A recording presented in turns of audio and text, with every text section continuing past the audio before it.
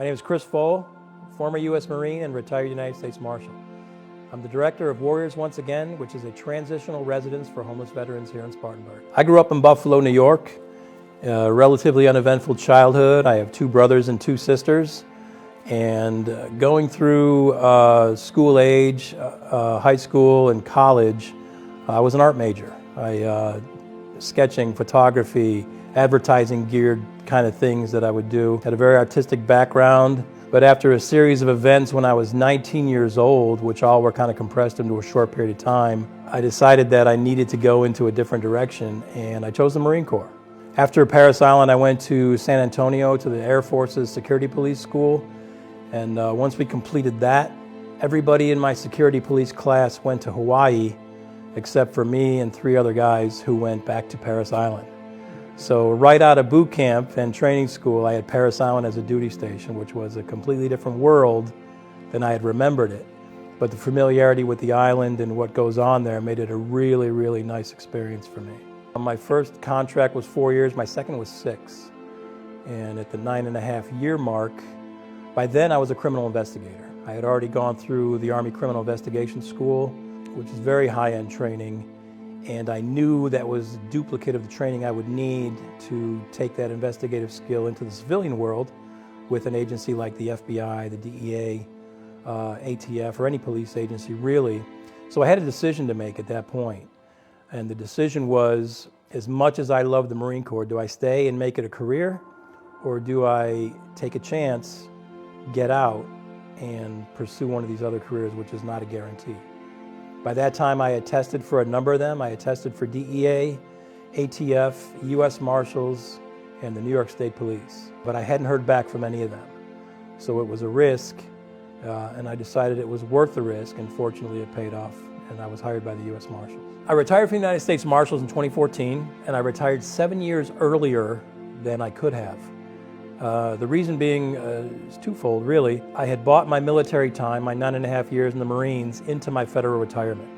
So at 51 years old, I had 21.5 years with the Marshals. The buyback allowed me to retire at 31.5 years federal government service. I began to rethink my career, and I'm like, I'm just kind of done with this. It's time to move on. I'm still relatively young at 51 years old. And I want to do other things, and I didn't necessarily know what those other things were. While I was thinking about that over a period of months, I was introduced to a guy who ran an organization called Grace House. And Grace House existed in Buffalo and Rochester, and what it did was it took guys out of prison who were at the end of their sentence. The prison couldn't keep them anymore, but they didn't have homes to come to in the community.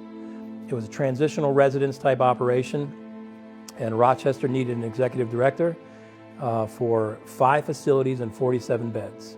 That lasted for a year for me because of some other circumstances.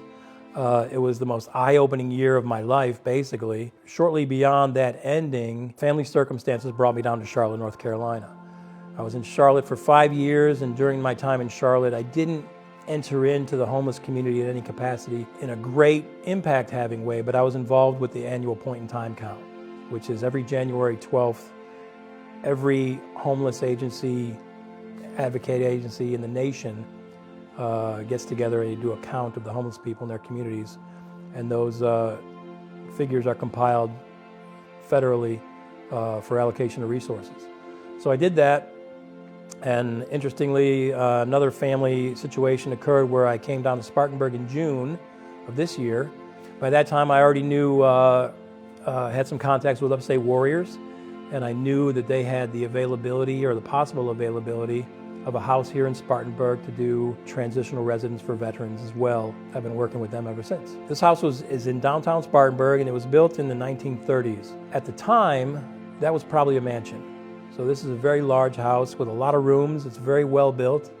It's in very good condition. It is housed, through different ownership over the last dozen or so years. It has housed some businesses. I don't think it's been used as a home in a while. It's going to be an organization called Warriors Once Again, where we take homeless veterans from the community, put them in a transitional house at this location, which is at 199 North Dean Street, and we develop a program to help them succeed to mitigate the conditions that keep them homeless and even beyond that, to be able to go after going through our program and taking care of those things, obtain and maintain permanent stable housing. Whereas these guys who are down and out were once guys who stood ready for our nation to call upon to go into harm's way. Think of it in that way, that the training that goes in to making a military man, all those principles are still in there. They're still in here, and you just have to go back and get them and apply them to your current circumstance.